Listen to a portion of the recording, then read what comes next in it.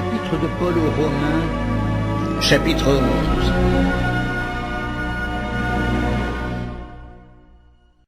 Je dis donc, Dieu a-t-il rejeté son peuple? Loin de là, car moi aussi je suis israélite, de la postérité d'Abraham, de la tribu de Benjamin. Dieu n'a point rejeté son peuple qu'il a connu d'avance. Ne savez-vous pas ce que l'Écriture rapporte d'Élie, comment il adresse à Dieu cette plainte contre Israël? Seigneur, ils ont tué tes prophètes, ils ont renversé tes autels. Je suis resté moi seul, et ils cherchent à m'ôter la vie. Mais quelle réponse Dieu lui fait-il?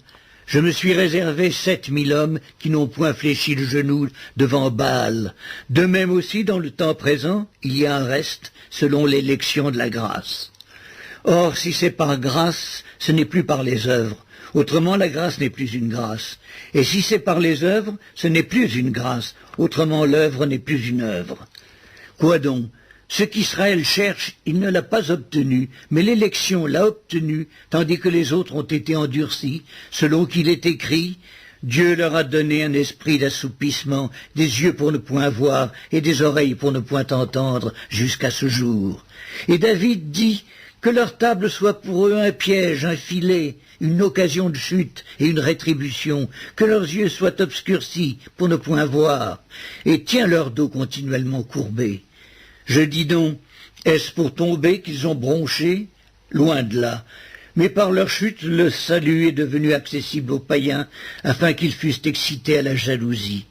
Or, si leur chute a été la richesse du monde, et leur amoindrissement la richesse des païens, combien plus en sera-t-il ainsi quand ils se convertiront tous? Je vous le dis à vous, païens, en tant que je suis apôtre des païens, je glorifie mon ministère, afin, s'il est possible, d'exciter la jalousie de ceux de ma race et d'en sauver quelques-uns.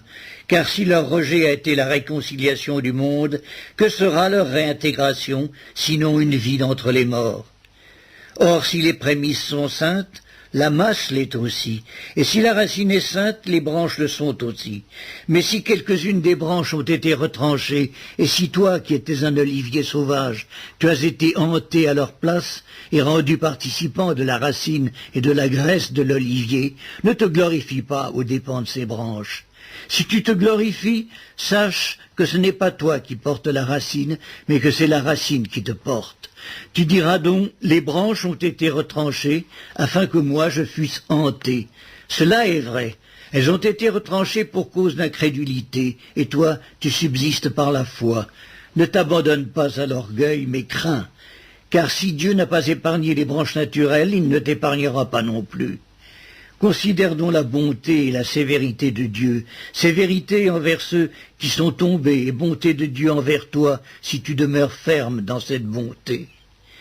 Autrement, tu seras aussi retranché. Eux de même, s'ils ne persistent pas dans l'incrédulité, ils seront hantés, car Dieu est puissant pour les hanter de nouveau.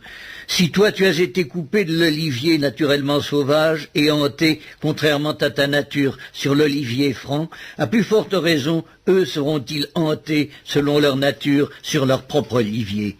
Car je ne veux pas, frères, que vous ignoriez ce mystère, afin que vous ne vous regardiez point comme sages.